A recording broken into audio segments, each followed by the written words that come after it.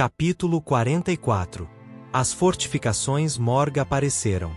Enormes paredes de terra formavam um círculo, pontilhadas com torres de vigia de madeira e ferro. Camus e Vikir estavam andando pela fortaleza, conversando sobre isso e aquilo. Os bárbaros estão atacando as minas de rubis e saqueando os escravos e as colheitas nativas.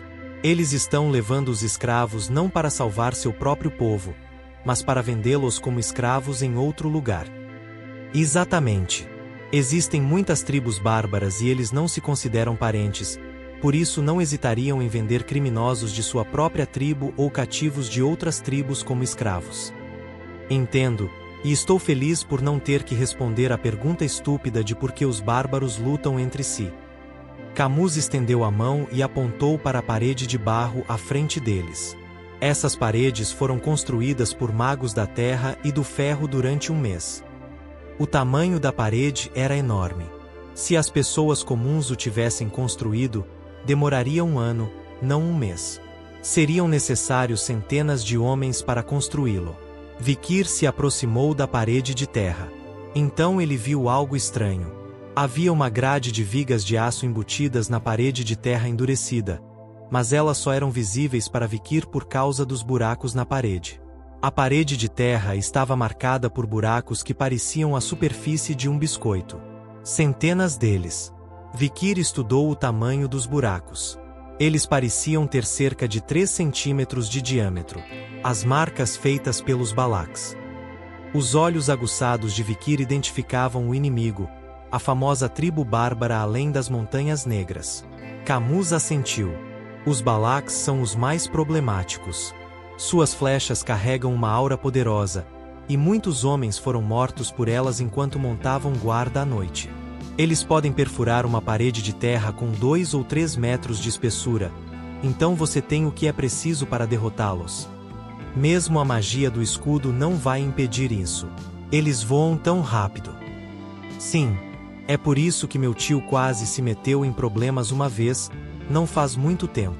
Camus sorriu. Não muito tempo atrás, ele disse, ele foi atacado enquanto procurava pelo próprio rei louco Adolf. Acho que a flecha perfurou seu escudo e isso o assustou. Ele teve sorte de escapar com vida, mas seu orgulho deve ter sido ferido. Pensando bem, meu senhor, disse Vikir, você teve uma experiência semelhante, e ouvi dizer que você tinha uma cicatriz na ponta do nariz. Vikir se lembrou da cicatriz na ponta do nariz de Hugo. Ferindo o mestre espadachim Hugo e o mestre Adolf classe 6, o tiro com arco Balak era de fato algo para se ter cuidado. Parece que os bárbaros têm algum talento. Quem é esse? Acho que é uma mulher, mas ela está muito longe para identificar sua identidade e eles usam tinta preta no rosto, por isso é difícil de memorizar.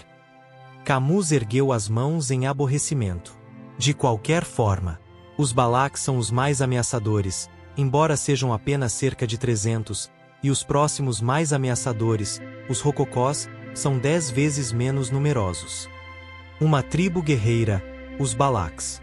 Eles são um povo bárbaro, nômade, saqueador e guerreiro, que não pertence nem aqui nem ali. Eles estiveram em movimento por razões desconhecidas nos últimos 7 anos e entraram em conflito crescente com Baskerville.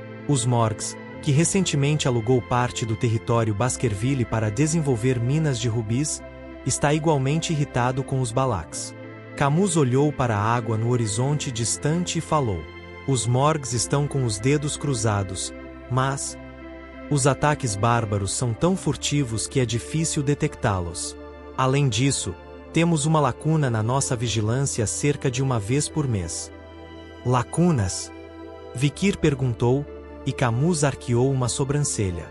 Os Morgs são uma sociedade matriarcal, então as mulheres estão esmagadoramente no comando.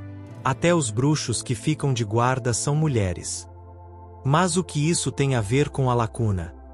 Bem, cerca de uma vez por mês. Porque existe magia. Mas vocês são magos, não são?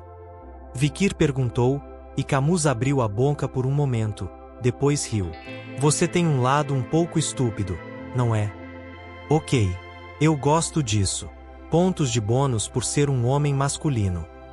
Foram necessários alguns tapas no ombro de Vikir antes que ele entendesse o que Camus queria dizer. Só então, ao longe, alguém procurava Camus. Uma feiticeira correu para a jaula e curvou-se diante dele. O grupo de busca do eremitério capturou um batedor bárbaro vivo. Um prisioneiro foi feito.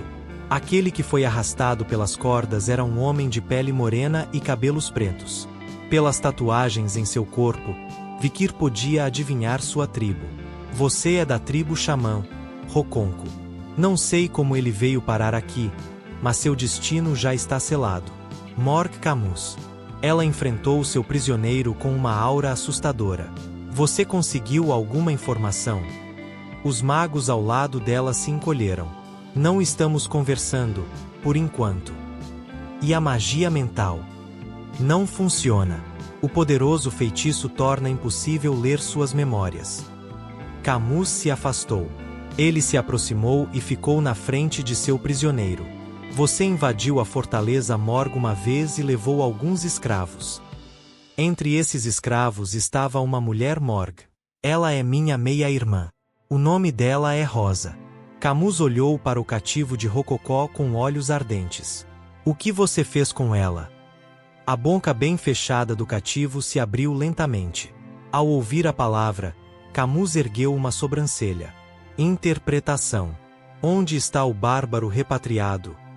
Mas ninguém lhe respondeu. Eles apenas se entreolharam inquietos. Um bruxo falou se desculpando.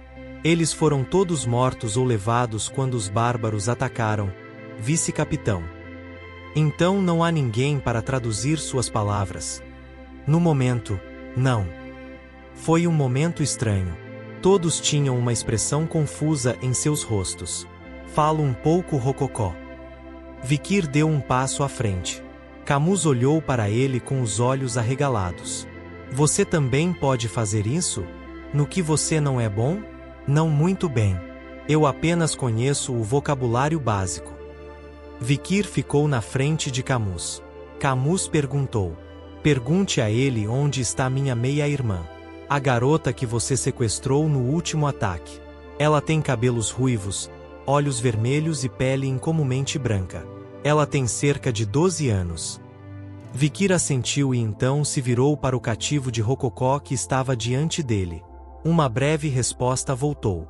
A expressão de Vikir endureceu por um momento. Então ele se virou para Camus e balançou a cabeça. Ela está morta. Com isso, os rostos de todos os Morgues ficaram sombrios. Ele esperava a morte quando foi sequestrado, mas ouvir isso foi uma história diferente. Então, Camus deu um passo à frente. Ela rosnou em voz baixa para seu prisioneiro. Quando esta guerra acabar, a sua linguagem será a linguagem do inferno. Essas foram as últimas palavras que o prisioneiro ouviu. Camus disse: o delegado do Partido da Luz está sendo atendido agora. O delegado do Partido das Trevas está agora inspecionando a propriedade oposta. E eu, Morgue Camus, membro do Conselho e vice-mestre da Fortaleza, farei o julgamento aqui. Esse foi o fim do julgamento sumário. E agora? Com um movimento da mão, Camus desenhou um círculo mágico no ar. Então, um grande espeto de ferro brotou do chão. Os elementos de ferro escondidos entre os elementos terra se uniram e explodiram. E o espeto que se formou empalou o prisioneiro de Rococó de uma só vez. Da virilha à coroa. O prisioneiro lutou, incapaz até de gritar. Ele foi pregado no ar, empalado em um espeto de metal. As chamas começaram a crepitar abaixo dele. Estalar. O espeto queima. Num piscar de olhos, Camus queimou o cativo Rococó até a morte. Todos os escravos que o viram olharam com medo. O mesmo aconteceu com o povo do necrotério. Ronronar. O som de alguém sendo espetado e queimado até ficar crocante. Pólvora negra espalhada pelo vento junto com o cheiro de carne queimada. Diante daquele fogo terrível, Camus sorriu com indiferença. Vamos. Ela agarrou Vikir ao lado dela e eles saíram dali num instante. Todos ao seu redor só podiam olhar para eles com uma leve sensação de pavor. Enquanto isso, atrás do muro de terra, Vikir ficou um pouco surpreso. Não que ele tenha ficado surpreso ao ver um homem espetado, vivo e queimando. Vikir passou décadas rolando nos campos de batalha antes de seu retorno e já viu coisas muito piores. Foi a expressão no rosto de Camus que assustou Vikir. Camus tinha ido para um lugar onde não havia ninguém por perto e agora estava chorando. Seu rosto contorcido, seus olhos vermelhos, lágrimas escorrendo por suas bochechas rechonchudas. A boca de Vikir estava entreaberta em descrença. Oh, meu Deus, ver a deusa do tempo chorando. Claro, ela tinha visto isso quando tinha 8 anos, mas parecia muito diferente agora que tinha 15. Mas ainda tenho 15 anos, pensei. Depois de encarar Camus chorando por um tempo, Vikir finalmente falou. Por que você está chorando? Porque eu não choraria. Camus guinchou e olhou em volta procurando alguém ouvir. Vikir fechou a boca por um momento, depois abriu novamente. Você deve ser muito próximo da sua irmã. Eu era. Ela era muito protetora comigo, uma criança boa e inocente, inconveniente para os Morgs. Depois de falar, Camus agachou-se contra a parede de terra. Eles tinham quase a mesma altura, mas de alguma forma ela parecia muito menor agora. Vikir pensou mesmo. Não fique tão triste, ela deve ter ido em paz. Quando Vikir ofereceu suas estranhas palavras de conforto, Camus se recuperou. Quem você pensa que é? A pergunta era uma mistura de raiva e tristeza. Vikir notou. Camus o entendeu. Eu sou um gênio. Não posso falar, então não posso ouvir. Diga-me francamente. Diga-me se ouvi direito. Vikir só conseguiu se sentir com uma expressão pesada diante das palavras de Camus. As últimas palavras do cativo rococó não foram morto. Com medo. Os rococos são uma tribo de xamãs e canibais. É costume deles comerem seus cativos. Ao ouvir a confirmação de Vikir, Camus começou a chorar novamente. Desculpe. Me desculpe, não pude proteger você. Eu sinto muito por você. Camus chorou e chorou. Vikir ficou parado ao lado dela e ficou em silêncio. Surpreso que Morg Camus, a rainha do vermelho e do preto, do fogo e dos espetos, escondeu tal coisa atrás de sua máscara. E depois de algum tempo ter passado, Camus levantou-se. Ela enxugou o rosto com a manga, enxugando as lágrimas secas. Ela voltou à sua expressão fria original. Ela olhou para Vikir, que estava de lado. Isso não foi tão ruim. Eu o teria matado se ele tivesse demonstrado alguma simpatia. Não havia nenhuma maneira de uma ameaça humilde de uma garota de 15 anos ter algum efeito sobre um homem de 100 anos que tinha visto tudo, mas Vikir concordou de qualquer maneira. O que quer que seja. Às vezes é reconfortante simplesmente estar lá. Sem saber o que fazer com uma menina de 15 anos que chorava, ficar parado dessa vez valeu a pena. Em seguida, Camus deu um tapinha no peito de Vikir. Não há tempo para lamentar, garoto. Precisamos nos recuperar e irmos salvar o mais rápido possível. Venha comigo. Há algo que precisamos fazer juntos. Camus parecia bastante determinada. E assim encerramos mais um capítulo. Lembrando que temos capítulos novos toda semana, então não esqueça de se inscrever no canal, ativar o sininho e deixar seu like. Compartilhe com seus amigos e comente o que achou. Obrigado por nos acompanhar, e até o próximo capítulo.